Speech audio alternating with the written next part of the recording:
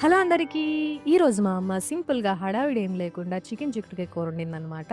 So, కూర simple అయినా టేస్ట్‌లో మాత్రం నో కాంప్రమైజ్. సో, ఆ రెసిపీ ఎలా చేసిందో చూసేద్దాం. ముందుగా మనం ఒక ప్యాన్‌లో కొద్దిగా ఆయిల్ హీట్ చేసుకొని, ఆయిల్ హీట్ అయినాక అందులో కట్ చేసుకున్న ఉల్లిపాయలు, పచ్చిమిర్చి వేసుకొని ఉల్లిపాయలు మగ్గేంత వరకు ఫ్రై చేసుకోవాలి. ఉల్లిపాయలు మగ్గిన తర్వాత అందులో అల్లం వెల్లి పేస్ట్ కూడా వేసుకొని పచ్చివాసన పోయేదాకా కొద్దిసేపు దీన్ని బాగా ఫ్రై చేసుకొని, ఆ తర్వాత అందులోనే మనం కట్ చేసి క్లీన్ చేసుకున్న చికెన్ పీసెస్‌ని కూడా వేసేసుకొని ఒకసారి అంతా బాగా కలిసేలాగా కలుపుకొని కొంతసేపు దీన్ని ఉడకబెట్టుకోవాలి.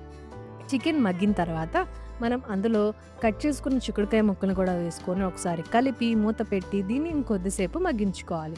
ఇలా మగ్గిన చికెన్ కూరలో మనం కల్లులుప్పు, కారం అండ్ కొద్దిగా వాటర్ వేసుకొని మూత పెట్టి ఇంకొక 10 నిమిషాల పాటు దీన్ని ఉడికించుకుంటే మన చికెన్ కర్రీ అయితే రెడీ అయిపోతుంది. ఈ లోపల మీరు వీడియోని లైక్ చేయండి, ఛానల్‌ని సబ్స్క్రైబ్ చేసుకోండి అండ్ మీకు ఈ రెసిపీ ఎలా అనిపించిందో కామెంట్ సెక్షన్‌లో షేర్ చేసుకోవడం మాత్రం అస్సలు మర్చిపోకండి.